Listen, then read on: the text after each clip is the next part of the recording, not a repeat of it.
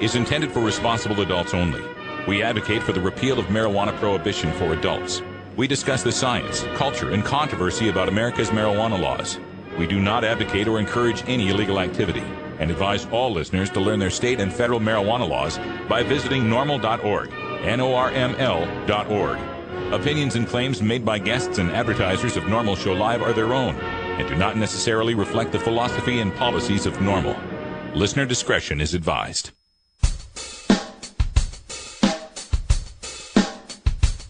You take a seed, you plant it, you grow it, you dry it, you roll it, you smoke it. You take a seed, you plant it, you grow it, you dry it, you roll it, you smoke it, and it goes down smooth. Hey! Spanning the continent to bring you the truth about cannabis and marijuana law reform. I smoke pot and I like it a lot. From the promise of legalization. And I think we need to think and decriminalize our marijuana laws. To the agony of prohibition. One major responsibility is to encourage people to use less drugs.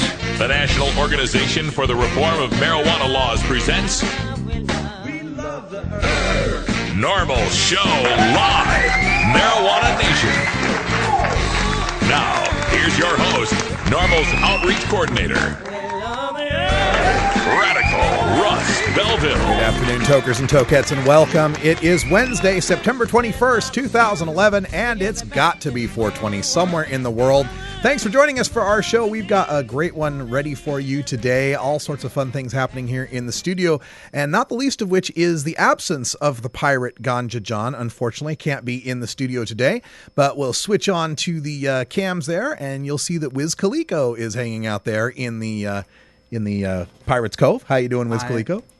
Pretty good, man. I'm glad to be here. All right. We've got all sorts of great news breaking here. Oops, wrong cam.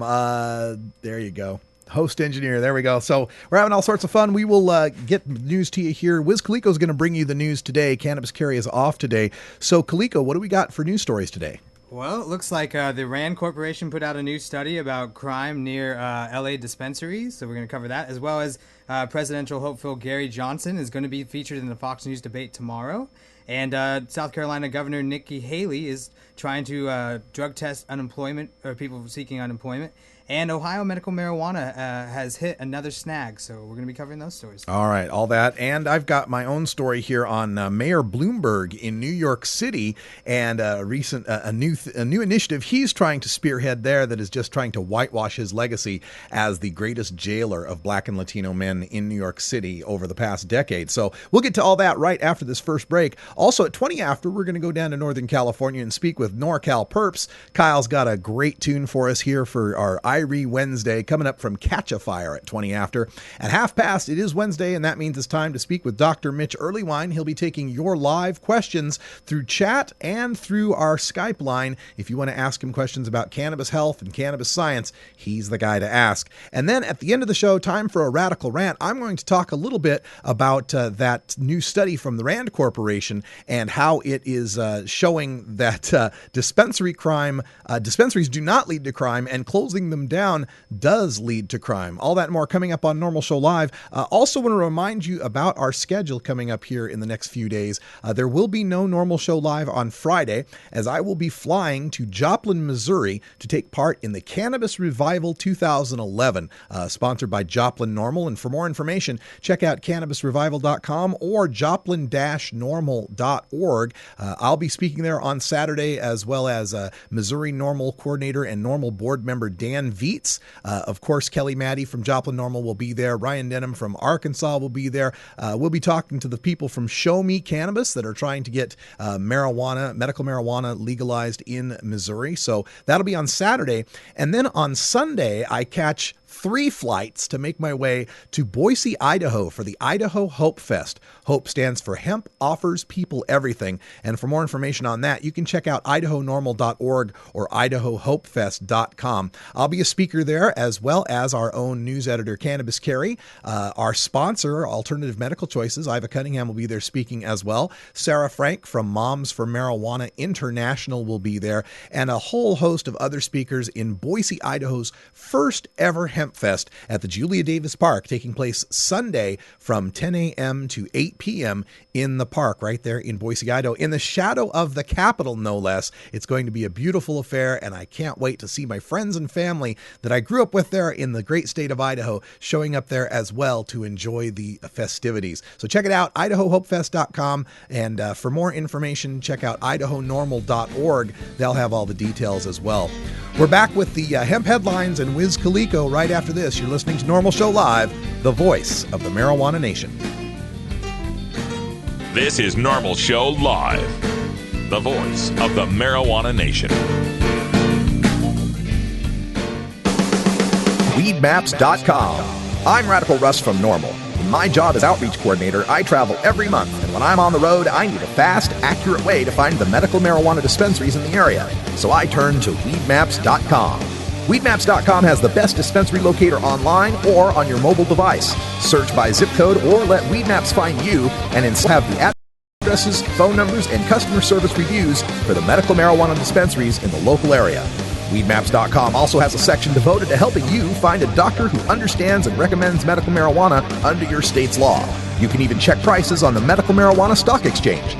Coming soon, you'll even be able to find the listings of normal attorneys and chapters, local head shops and grow shops, and the best weed-friendly businesses. Weedmaps.com has the information you need to be an informed cannabis consumer. Visit Weedmaps.com today, a proud sponsor of the Normal Network.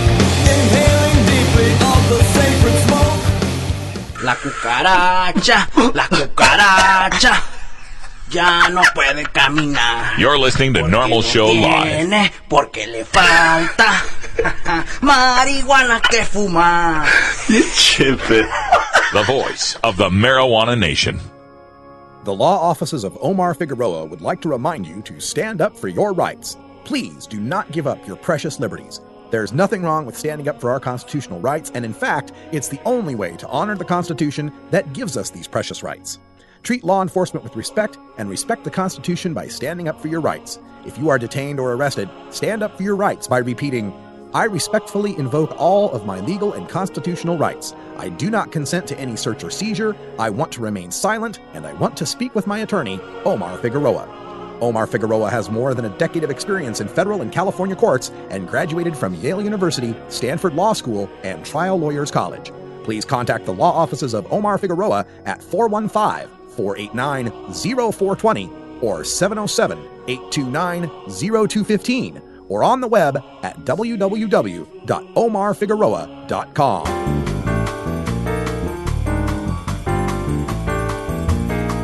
Medical marijuana, industrial hemp, consumer cannabis. It's time for this week's Normal News with Cannabis Carry. What's up, everybody? This is Wiz Khalico with your Normal News Update. Today, we're going to be covering a story from the RAND Corporation. Many cities and townships in states with medical marijuana that are working towards banning dispensaries often cite public safety as the number one reason to keeping cannabis businesses from opening their doors. But a report from the RAND Corp out this week has taken the wind out of the sails of that argument. A study of the crime near Los Angeles dispensaries, an area that is under threat of seeing a dispensary ban, showed the opposite to be true. The researchers that worked on the report said it was the most rigorous independent examination of its kind and found that the crime actually increased near hundreds of medical marijuana dispensaries after they were required to close last summer by a city ordinance. The researchers compared the 10 days before the city's medical marijuana ordinance took effect, June 7, 2010, with the 10 days following, when many of more than the 400 illegal dispensaries shut down, at least briefly. They found that 59% increase in crime within 3/10 of a mile of a closed dispensary compared to an open one, and a 24% increase within 6/10 of a mile. The researchers did not try to draw conclusions on why crime increased, but offered the hypothesis that dispensaries may heighten security in areas around them because they employ cameras, guards, increase late-night foot traffic, replace illicit street sales, and draw heavier police patrols. Using the often quoted magnet for crime to explain to the public why the dispensaries should not be allowed, the Los Angeles City's attorney office has argued in court proceedings that the number of dispensaries needed to be reduced to deal with the well-documented crime surrounding them. The office also called the report highly suspect and unreliable. The RAND report noticed that the police departments in Denver and Colorado Springs also studied crimes around dispensaries and found no evidence that they attracted crime.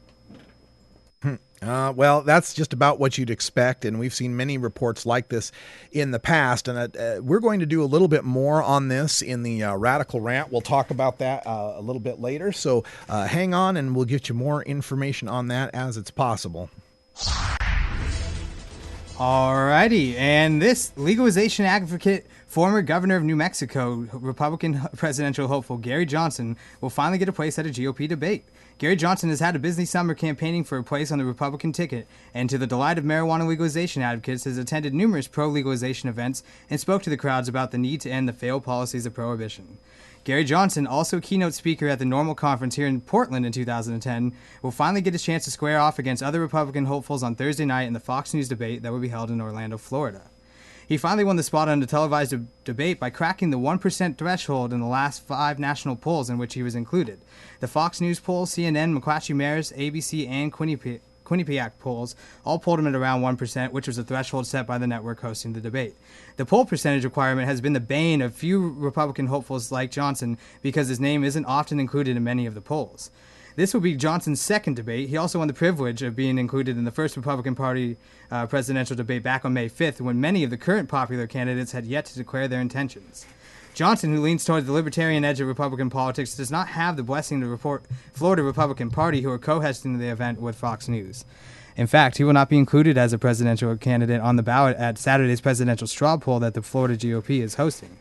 Fox News and the GOP party, the Republican Party in Florida, disagree on the rules that allow Johnson to be included.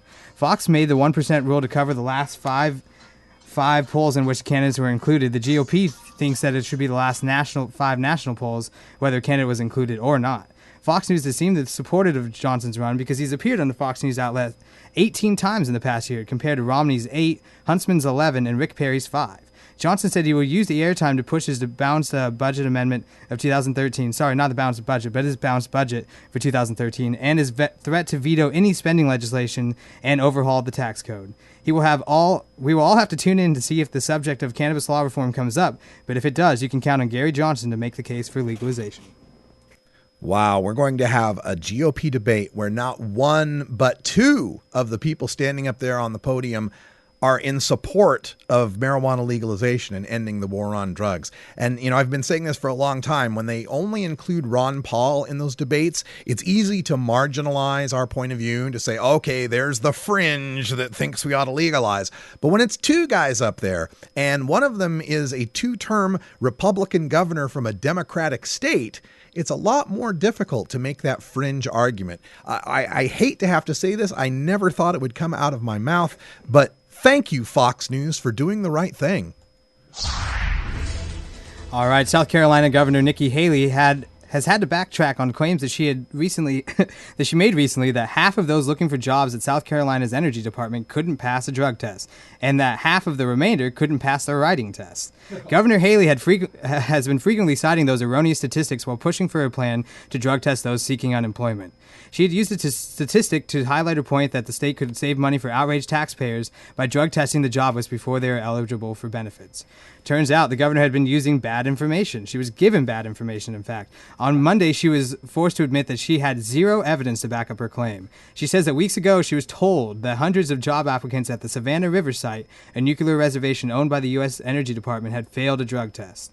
But a spokesperson for the Energy Department, Jim Goosey, had said that out of the workers that were hired in the last few years at the plant, only 1% has failed a drug test. Furthermore, he said that only new hires, never applicants, are required to submit a drug test. Governor Haley told reporters on Monday that she learned a lesson about being careful before she speaks, and said that she assumed that she had been given good information. Her dubious anecdote started to unravel on September 8th when she was asked by Lexington Rotary Club member whether that claim could be substantiated. She was clearly frustrated on Monday when she was unable to document something that she said has helped shape her policy's perspectives on drug testing.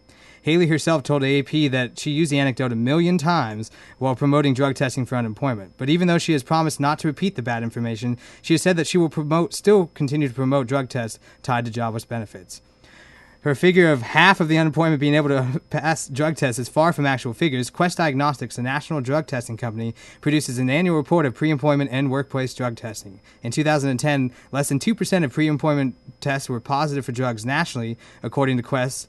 And a report released earlier this month, meanwhile, the data show that 4.5 million urine test samples show that 3.5% of those of the overall workforce tested positive for drugs after they were offered jobs but before being hired. That rate has been below 4% since 2006, and in South Carolina, the overall failure rate was only 6.5%. Well, we can't have silly facts and logic and reason getting in the way of forming our political opinions.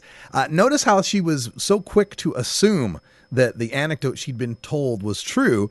Well, because it was a bad thing about drugs, after all. Who would tell lies about drugs in order to keep them prohibited? That just couldn't happen. But I hope you're getting the sarcasm, people, because this happens all the time. So many of our political leaders are making these policies on drugs based on reefer madness that they picked up, decades ago, third hand from a friend of a friend. It's time to let science and reason into this debate, into this discussion, and come up with some marijuana and drug policies that actually make sense.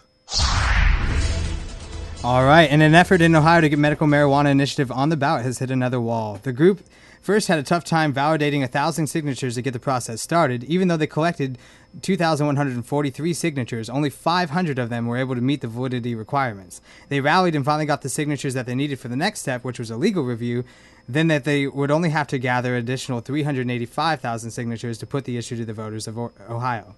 But that goal seems just a tad bit farther away today, as Ohio Attorney General Mike DeWine says that even though they were able to validate 1,000 signatures, they failed to properly summarize the ballot language. DeWine rejected the 2012 ballot proposal by the Ohio Coalition for Medical Compassion. The group, led by activist and NORML member Tanya Davis, was trying to get an initiative on the ballot, and if passed, it would make legal medical marijuana a constitutional amendment. You can go to normalohio.org for updates and to see how you can get involved and help with a very important effort to get medical marijuana to those in need in Ohio.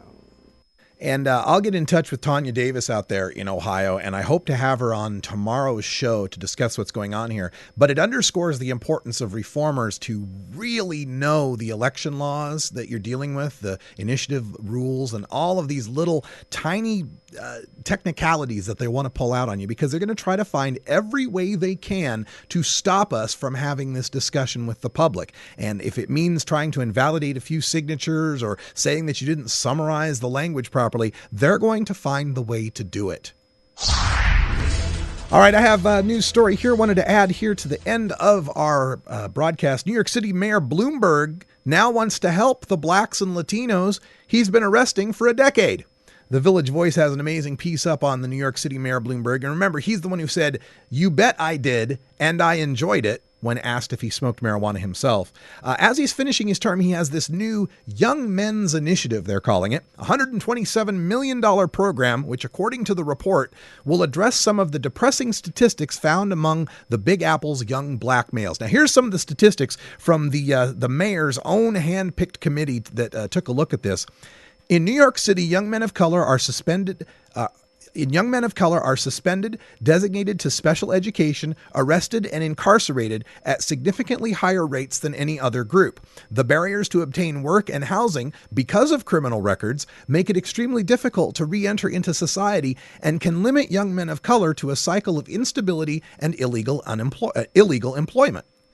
Well, gee, what could it be that's leading to all those arrests and incarceration and criminal records of young black men in New York City?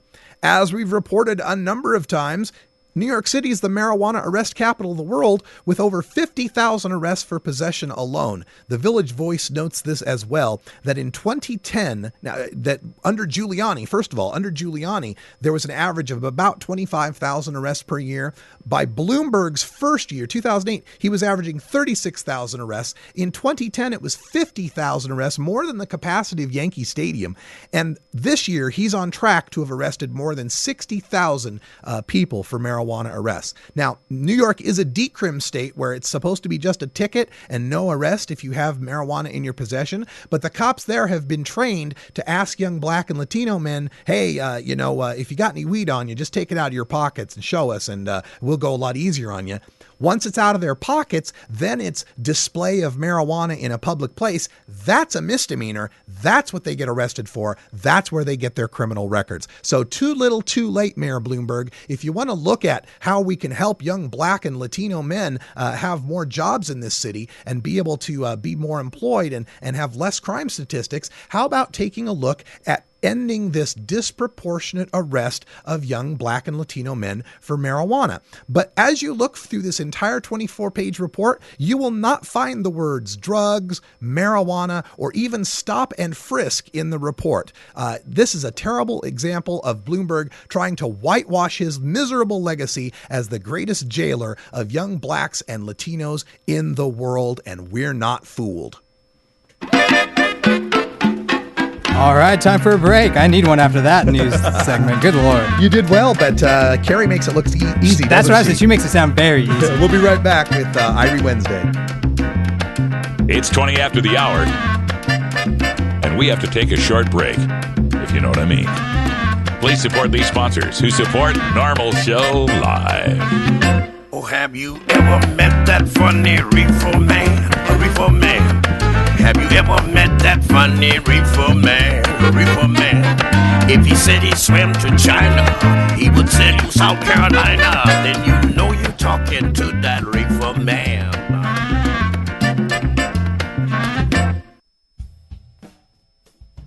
The High Times Medical Cannabis Cup is coming to Detroit on October 15th and 16th. That's right. The world's premier medical marijuana competition will be in Motown to celebrate the cannabis economy of the Great Lakes State. It's a two-day expo at Burt's Warehouse Theater, showcasing the movers and shakers of the Michigan medical marijuana industry and the merchandise that makes the machine go. There will be seminars with leaders of the medical marijuana movement, doctors, patients, researchers, growers, dispensary owners, and activists. Plus, High Times own cultivation editors Danny Danko and Nico Escondido will roll into town with the goods on growing great ganja. Be there for an amazing Saturday night VIP party featuring top musical performances and special guests. High Times will award the Medical Cannabis Cup for top indicas, sativas, hybrids, concentrates, and edibles, entered by Michigan's dispensaries and collectives. Come to Burt's Warehouse Theater on October 15 and 16. Visit medcancup.com for all the details. Celebrate cannabis in Michigan. Celebrate the resurgence of Detroit. Be part of the growing cannabis community.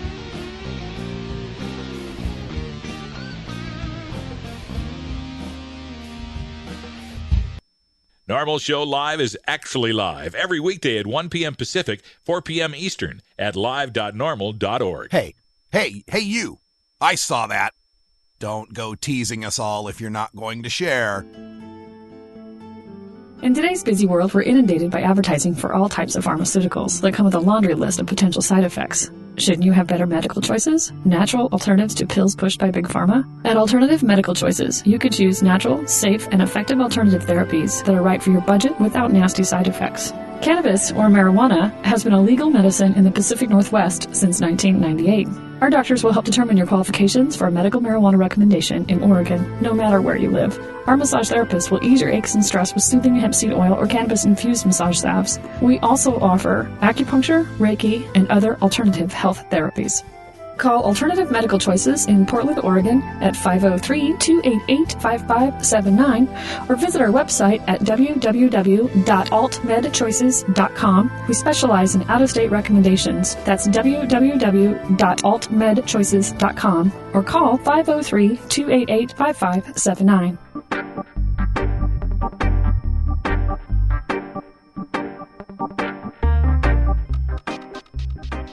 It's time for your daily Toker Tunes, the best in 420 friendly music from all genres that uplifts, entertains, and informs the public.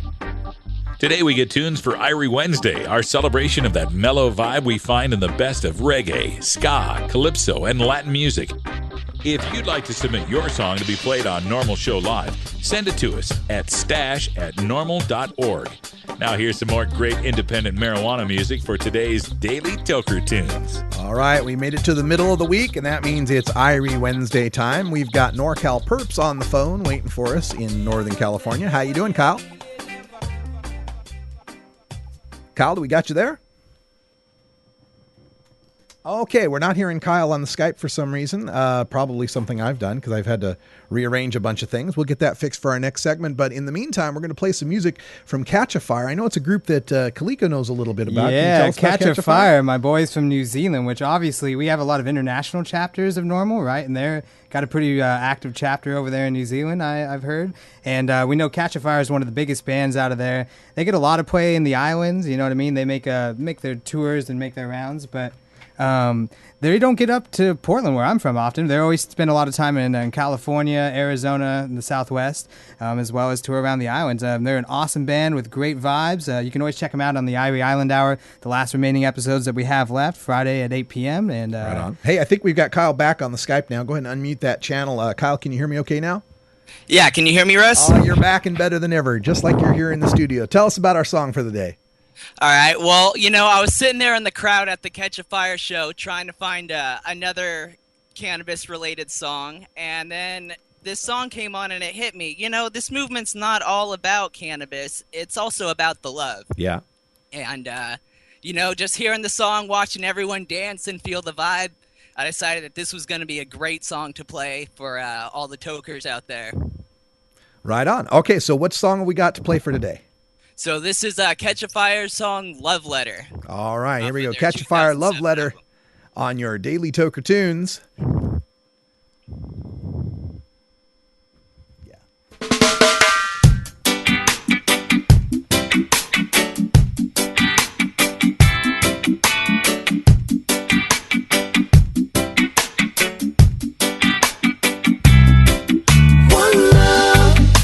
One love, baby, one love.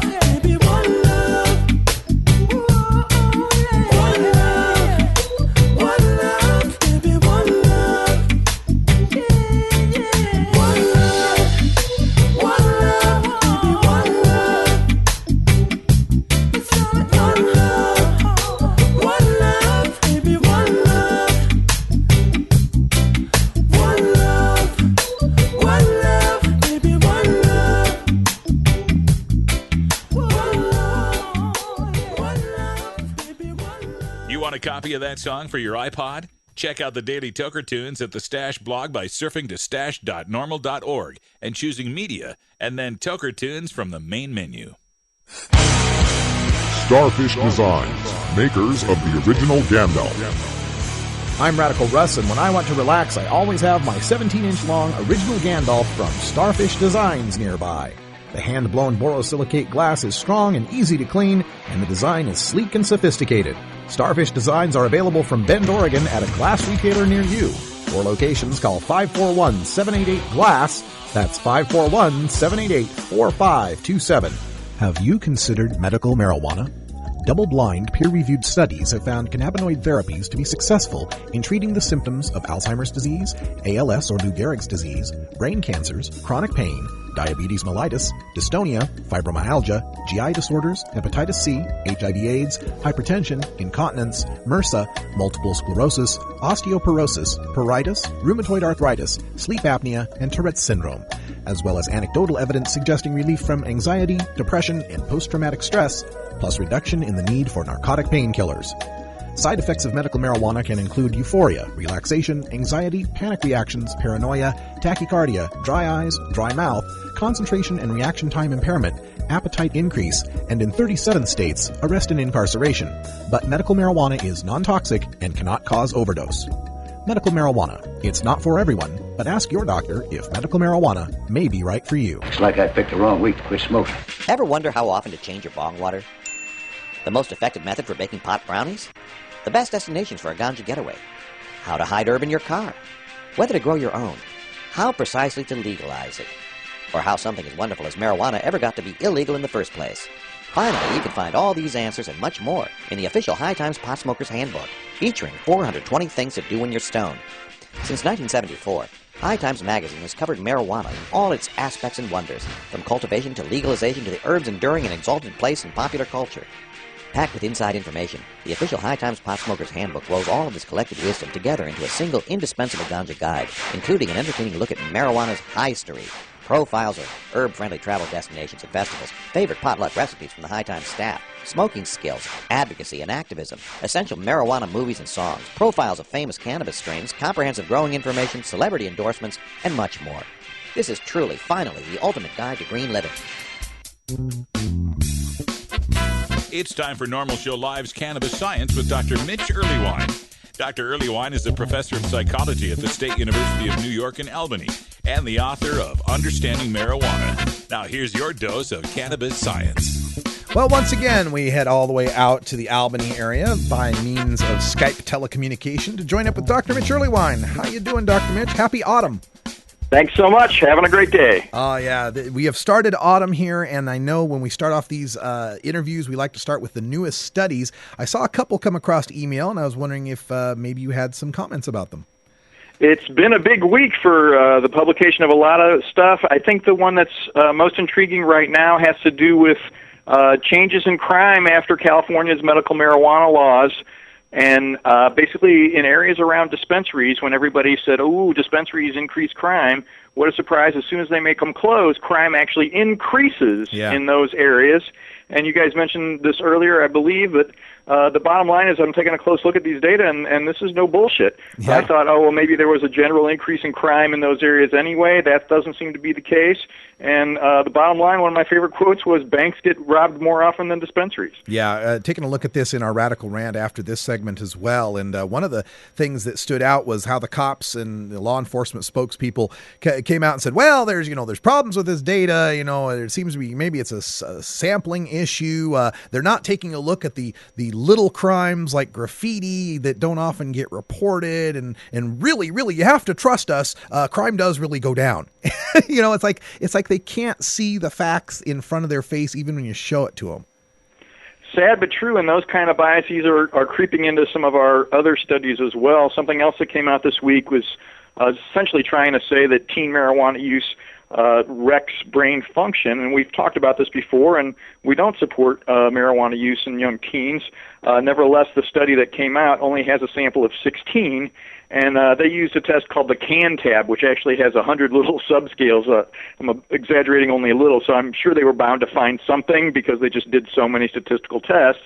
And then the things that they did find where the deficits were actually things that you see deficits in folks with ADHD or children of alcoholics.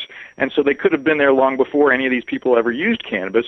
So I feel like there's another one where, in some sense, the blindness and the filters are interpreting the way the data gets reported. I know, but at least now we're getting these reports. It seems that over at least the past 2 or 3 years, I mean, we've been talking for almost that long, that we're seeing more and more reporting on these positive stories than we had seen in the past. Are there more studies that have come out this week that we should report on, or have you seen that to be the case?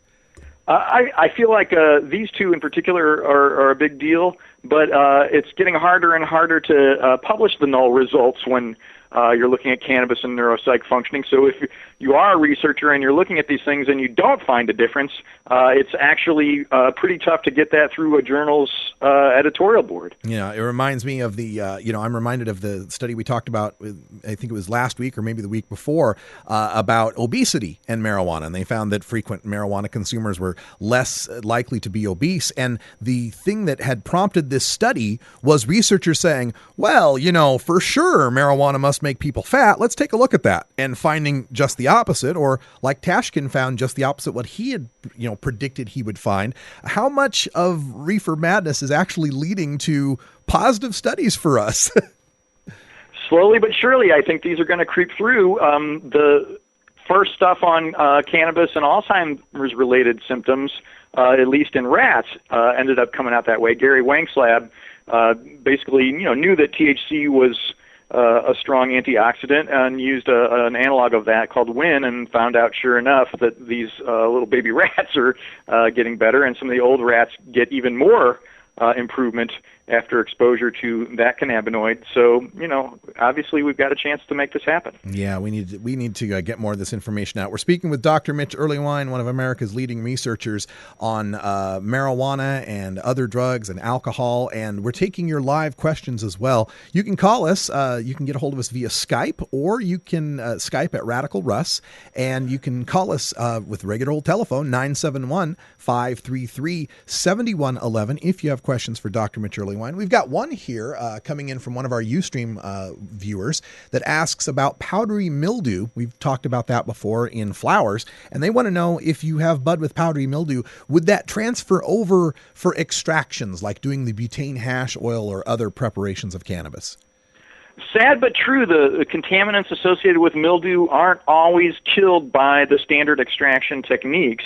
I realize I'm being extra conservative compared to some of my colleagues on this, but mildew is really mildew, and unfortunately it's not an easy thing to kill. If you're concerned and you can't actually see any, and you just want to decarboxylate anyway, put the cannabis in the oven at 200 and turn it off and just let that THC become basically a decarboxylated version of THC, that's completely fine, and it would certainly help against small amounts that you couldn't see. But if you can actually see mildew on the plant, I'm afraid it's time to let it go and just move on to the next.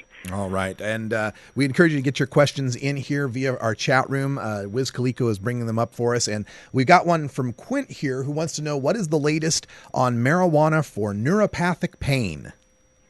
In fact, Greg Carter, who we all know and love from the Normal Conferences, was just on a conference call with me and some other folks, really ranting and raving about this. These data are really some of the most compelling that are out there right now for medical cannabis. So I really do think that cannabis and neuropathic pain, it's really a decent treatment. The key here is adjusting dosage, and it may be that inverted U we've talked about before, where a little bit isn't quite going to do the job, and too much actually may increase symptoms. But if you find that happy medium, that sort of Goldilocks amount, you really seem to see a whole lot of improvement in neuropathic pain with cannabinoids. Yeah, it seems pretty clear now after seeing so many of these studies coming through, and we're just glad to see more of that data and more information. And Dr. Carter and those people are definitely serious researchers, serious scientists here that we have to believe what they're saying here. Let's go to another question. Do you have a question, Greg, that you wanted to bring in regarding? We've just seen most recently studies with respect to Crohn's disease and medical marijuana being a great treatment for that. Any new comments on that, Dr. Mitch? Generally, almost all the irritable bowel type things, including Crohn's, are responding well, but I don't want folks to get lulled into a false sense of security, because it definitely helps alleviate some of the symptoms, but it really isn't getting at the root causes of some of these. So by all means, include that as part of your package, but you really have to watch diet. There's some compelling evidence for some help with fish oil and things like that. And then some of the pharmaceutical meds are actually very good. And as much as I badmouth the pharmaceutical industry on this show, these are some that have some pretty compelling data, and I'm glad to see that we're making progress in this area. Excellent, excellent. And we've, just spoken anecdotally about this with Greg here, and your experience of using cannabis with Crohn's disease. Yeah, I definitely find sativas are the way forward with Crohn's disease. There's a lot of nausea and appetite loss, and that's perfect. The sativas are perfect for picking that up and giving you the energy to get through the day. A lot of fatigue associated with Crohn's disease as well, so that helps. I found the CBD strains work in the same kind of way as the prednisolone, the steroids, but you don't get the same sort of side effects with the CBD heavy strains. You don't get the mood swings, not compared to THC, but compared to the steroids. You don't get the mood swings and the angst and just emotional problems that you tend to get as a side effect with the steroids. And that brings something up, Dr. Minch, we've talked about before, but the amount and the severity of side effects that we'll accept for pills that seem to be unacceptable for cannabis. Can you comment on that? I think prednisone is a prime example. This is a drug that I've taken myself because of an allergic reaction to valerian root, of all things, and I was a complete lunatic. It's unearthly odd how this impact can be. There's all this wild puffing up of people's faces, and some folks are on this for months. Whereas these high CBD strains seem to be comparable in their effectiveness for most of these, and what a surprise you're not a screaming lunatic, and I really feel like that's the wave of the future for these. Yeah, it should be, like I say many times, should be the medicine of first resort in many cases instead of the medicine of last resort, and certainly nobody should ever be locked up for using it. Let's go back to our questions from the chat room. You can send your question in via our Ustream chat. I've got it up on the screen, able to see it now. We have a general question here from Randy Pinball, wants to know, how can the dose of cannabis be controlled when the natural cannabis plant is used? The ideal thing to do is, if you're using an extract, by all means start small and wait a long time for it to give it its full opportunity to have its impact, and then try a larger measured dose on a subsequent trial. With inhalation, the beauty is that your impact is much more rapid. So if you're hitting the vaporizer, you'll usually know within 15, 30 minutes how much impact it's going to have. And that's, of course, the advantage that this approach has over, say, Marinol or any of those pill approaches. And I feel like the key is a little dabble do ya, and make sure you give it enough time to actually have its impact. And then experimenting like this is what physicians do with every medication. This is not at all out of the ordinary or strange. And we have a substance that doesn't have a toxic dose, so by all means there's a big advantage compared to alternatives. Yeah, absolutely. All right, we have a question from our own Yellowwanna Cake, who wants to know if you could discuss how different ingestion methods can affect symptoms like neuropathic pain versus arthritis pain. And I guess what we're saying here is, does it make a difference for your pain relief whether you're smoking, vaporizing, eating an edible, or using a tincture, etc.? As it turns out, anecdotally, yes, but of course there's nothing published on this. Ideally, if you've got a chronic condition, if you can use an edible or a tincture at a regular rate, at a regular dosage, and essentially have an appropriate amount of cannabinoids floating in your system all the time, you're going to have essentially the best treatment of your symptoms. So folks who are using cannabis for seizures really seem to benefit from this. They don't report any subjective high at all. Some of the folks who still use for glaucoma, even though it's not necessarily first line of defense, make these same claims. So essentially every night they take a small amount of a tincture, and that lasts them through to the next day. They have a little bit again in the morning, and they're never really giggly or anything like that, but they're definitely free of the symptoms. All right. Well, generally, the orally administered ones last longer. And that's because of the way THC is broken down by the liver in that digestion. Whereas if you need a rapid relief, So if you're experiencing a giant wave of nausea, the vaporizer can be your best friend, and run to that and get to it right away rather than waiting for an orally administered dose to take the time to have its impact. Well, it'll be nice when we have the published studies on this rather than relying on anecdotal information. But what you're saying goes along with all the patients I've ever talked to sitting here with Cure. He says the same thing. We've got time for one more question. Before we go, I want to remind folks that if you didn't get your question in this time, join us next Wednesday on our Cannabis Science segment, or you can send your email directly to Dr. Mitch by emailing 420research@gmail.com. That's 420research@gmail.com. Final question here from Hemster 420. Do we have any new info on cannabis use for treating Asperger's syndrome? As it turns out, we only have anecdotes on this, and there's a lot of variation in reactions, but small orally administered doses have been a big help for a subset of folks who really swear by it.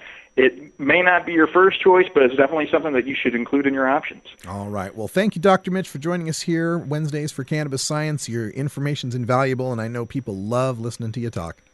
Always a pleasure. All right. When we come back, we're going to have a radical rant. We'll talk a little bit more about that Rand Corporation study on crime and dispensaries. We're right back after this.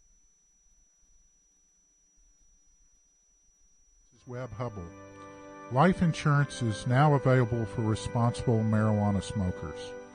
For years, responsible marijuana smokers have not been able to access affordable life insurance products.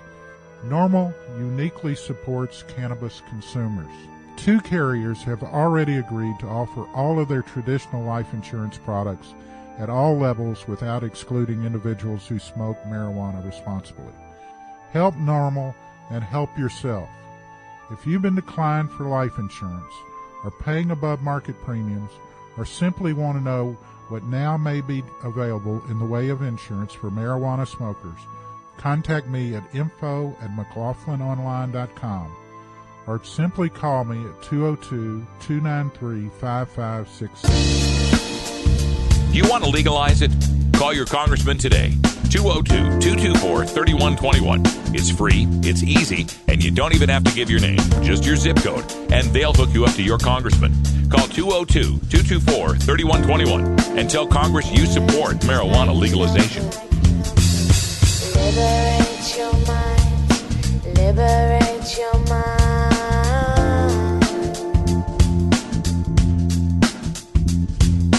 Liberate your mind. Liberate your mind. That's what you got to do. Liberate your mind. Hey, this is Sub Cool from Team Green Avenger Seeds, TGAgenetics.com, and you're listening to The Normal Network. USVI normal go broke down barrier. Herb is medicine to broke down barrier. Boost the economy and broke down barrier. It's helping other states broke down barrier. Cannabis feel legalized to broke down barrier. Join and speak your voice broke down barrier. We gonna change the law broke down barrier. We got to educate broke down barrier. Yeah, this is Nayora, bigging up USVI normal. Working to legalize cannabis, for the whole of the Virgin Islands. USVI Normal is a non-profit organization working to legalize cannabis for the use by the industries and responsible adults. Do your part. Join USVI Normal. Register to vote. Pass the word. Voice your opinion. You can change the law. Contact us for more information at 340-244-9179. You can also visit our website at www.usvinorml.org. You want answers? I'm as mad as hell, and I'm not going to take this anymore. You want answers? You have offended my family. I think I'm entitled. You want answers? I want the truth. And you have offended the Shaolin Temple. You can't handle the truth. Surely you can't be serious. I am serious. And don't call me Shirley. Radical Rant. All right, the big story going around all of the drug reform blogs today is about that new Rand Corporation study that took a look at the effect of recent closures of numerous Los Angeles medical marijuana dispensaries. The opponents of these dispensaries, most notably law enforcement, just can't believe what they're hearing because they've long argued that marijuana dispensaries increase crime in their neighborhoods. However, the data that were just unearthed by the Rand Corporation today shows the opposite. This is from the Los Angeles Times. In a study of crime near Los Angeles dispensaries, which the investigators call the most rigorous independent examination of its kind, the Santa Monica-based think tank found that crime actually increased near the hundreds of pot shops after they were required to close last summer. Now, police have been desperate to show the public that the acceptance of marijuana commerce leads to greater crime and danger. I did a little research on this morning, and in Los Angeles, this pot shops cause crime mantra was part of a PowerPoint presentation entitled Summit on the Impact of California's Medical Marijuana Laws Dispensary-Related Crime, which was delivered by a Commander Michael Regan to over 400 law enforcement officers attending in this seminar in July of 2009. I've got a download up on our blog at stash.normal.org if you want to see the entire 64-slide PowerPoint presentation. But here's some of the things that they were telling the other law enforcement officers. It's worse than combining a liquor store and a casino. Lots of cash, lots of guns. A California Highway Patrol officer was paralyzed by a marijuana-impaired driver. A group of suspects entered the dispensary, tied everyone up, and robbed the place of about $50,000. A masked gunman fired 4 shots into a dispensary worker's car as he pulled into the parking lot. One of the club's customers was ambushed, robbed for his marijuana, and killed at a nearby gas station. And crimes related to dispensaries may not be associated or recorded as such. Yet even as these individual anecdotes were sensationalized in this 2009 presentation, just 2 months earlier, the Los Angeles crime statistics were reported by the Los Angeles Times this way. Crime is dramatically down. And here in Los Angeles, the drop is particularly stunning. According to the Los Angeles Police Department, compared with the same period in 2008, homicide is down 32%, rape 12%, robbery 3%, burglary 6%, and grand theft auto a shocking 18%. Now, similar crime magnet arguments have been floating around California in their police departments for years. Even happened up in Northern California, where you'd think they're all supportive of, Oakland and Oaksterdam. But this was from 2010. A Captain Denise Schmidt wrote a letter to the San Francisco Planning Department. Her argument was, quote, dispensaries have proven an attractive target for violent criminals due to the large amount of marijuana and cash maintained on site. Dispensaries have experienced takeover robberies, burglaries, shootings, stabbings, fights, and homicides. Additionally, criminals target the pedestrian traffic in and around dispensaries for strong-arm robberies, knowing that the potential for these victims to be carrying either cash and or marijuana is highly likely. That was the police captain saying this. But when the police commissioner, Petra de Jesus, asked the San Francisco Police Department to back up those claims with data from the state's CompStat system that tracks crime by neighborhood, well, suddenly the San Francisco Police Chief George Gascon wasn't so eager to mine that data. Now, looking at another police chief, LA Police Chief Charlie Beck, he wasn't so reluctant as Chief Gascon to admit that dispensaries aren't crime magnets. Back in January of 2010, Beck told the Los Angeles Daily News, quote, banks are more likely to get robbed than medical marijuana dispensaries, Beck said at a recent meeting with editors and reporters of the Los Angeles Daily News. Opponents of the pot clinics complain that they attract a host of criminal activity to the neighborhoods, including robberies. But a report that Beck recently had the department generate, looking at citywide robberies in 2009, found that simply wasn't the case. Quote, I have tried to verify that because that, of course, is the mantra, said Beck. It doesn't really bear out. End quote. In 2009, the LAPD received reports of 71 robberies at the more than 350 banks in the city, compared to 47 robberies at medical marijuana facilities, which number at least 800. The chief said in a follow-up interview in which he provided statistics from the report. So the fact is that dispensaries revitalize neighborhoods. They install security cameras. They increase foot traffic, provide jobs, inject revenue into the local economy. All things that even an undergraduate social scientist can tell you will help reduce crime. They've even done similar studies of dispensary operations in Denver and Colorado Springs, and also have found no correlation between dispensary operations and crime. But to the police, the sales and use of the marijuana itself is something they consider criminal. In defending this pot shops or crime magnets boogeyman, the cops, with a straight face even, blame the increase in crime upon closing a dispensary on, quote, this from the LA Times story, infighting among collective members, increased traffic for pot fire sales, and customers disgruntled to find their dispensary closed, end quote. Or in other words, as the Rand Report points out, when the cops shut down a dispensary, crime goes up. Let's go to one of the LA County spokespeople. Steve Whitmore, a spokesman for the Los Angeles County Sheriff's Department, strenuously disagreed with the report's conclusions. Quote, "Every time we shut down a dispensary, the crime and disorder decrease," he said. The report looks at such crimes as thefts and assaults, but not disorder, such as loitering, double parking, loud noises, and graffiti that sparked anger among neighborhood activists. Whitmore said those complaints are often what causes the department to act. Oh, okay. So you shut down a dispensary and there's allegedly less graffiti and double parking, but there's an actual increase, 60% increase in thefts and assault in a 3-block radius? It's not a very good trade, if you ask me. And to think that the cops are only responding to graffiti and double parking and things that neighborhoods are complaining about and not responding to actual crime reports, that's a little scary. And in fact, a lot of these nuisances that these neighbors are complaining about are exaggerated reports because these neighbors are like the cops. They cling to prohibition of marijuana and the demonization of those who consume it, and they'll jump on any excuse to send the cops in. This is a quote from Michael Larson, the president of a neighborhood council, reporting on this, who said, quote, "Our main concern is the crime of illegal dispensaries illegally selling marijuana. That's the crime we're concerned about." Yeah, not the double parking, not the loitering, not any of those other things. They just don't like the marijuana users.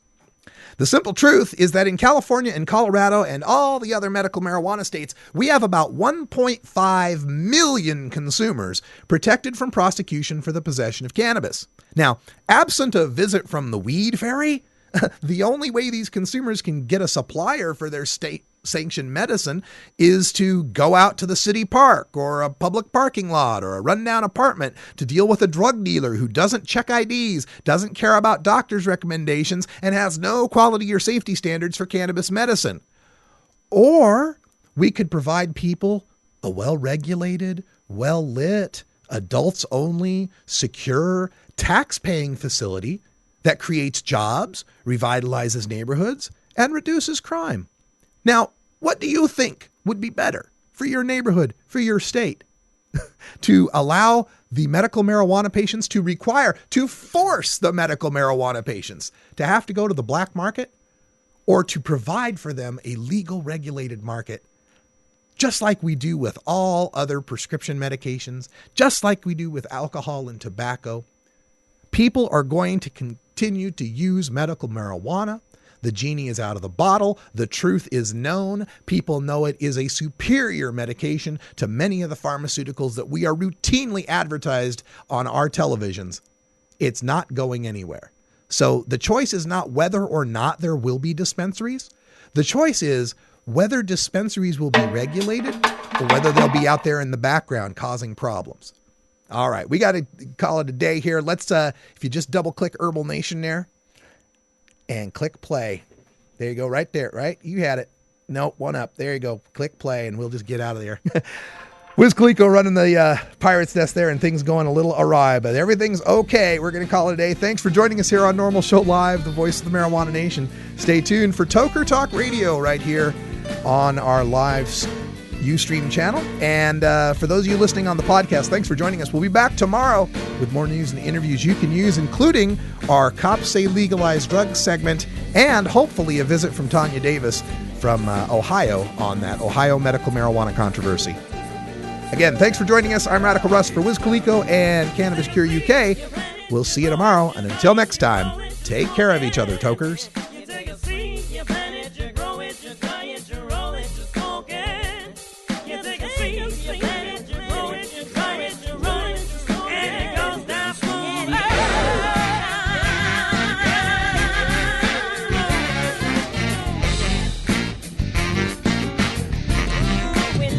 We